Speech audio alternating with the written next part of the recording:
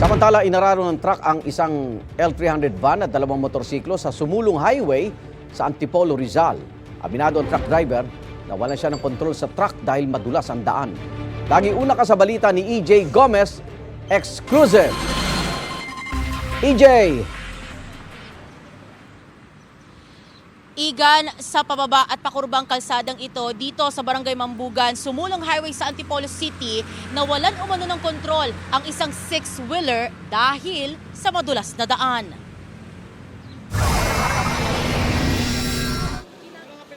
Pasado alauna ng madaling araw kanina, bumungad sa mga motorista sa sumulong highway sa Antipolo City ang isang truck na humambalang sa isang lane matapos mawalan umano ng kontrol sa pababa at pakurbang bahagi ng kalsada sa Barangay Mambugan. Ayon sa driver ng truck, galing silang Lucban, Quezon at magdi-deliver sana ng mga itlog sa Bulacan nang maganap ang aksidente. Medyo basa po kasi yung daan, tapos pababa po ako nung pag-apply ko po ng preno. Bali, umano na po siya, sumadsad na po siya, parang umislide na po siya, ma'am. Dire-diretso po ako dito, pinipilit ko pong ikabigin pa kanan. Wala na, di na po siya makontrol. Inararo ng six-wheeler ang isang L300 van at dalawang motorsiklo na nakaparada sa gilid ng kalsada. Yung narinig ko, iba na yung nung gulong niya. Nung medyo malapit na, doon ako nag-decide tumakbo.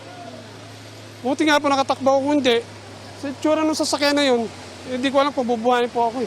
Nasa taas po kami noon, nagtatrabaho. Tapos biglang may bumaba nga po, may na preno nga. Kaya naglabasan kami. Natumba na yun, tapos wasak na. Narinig po namin na may umiipit na preno po maingay. Biglang kumalampag na po siya. Tapos nagulat po kami. Kaya nga po, pagdating po namin, nadatnan po namin, sira-sira na po yung motor namin. Ang truck bumangga rin daw sa isang poste bago sumalpok sa concrete wall ng highway. Wala namang nasawi sa aksidente. Nagtamo ng sugat sa braso at tuhod ang truck driver, habang ang driver ng L300 nagkagalos sa binti.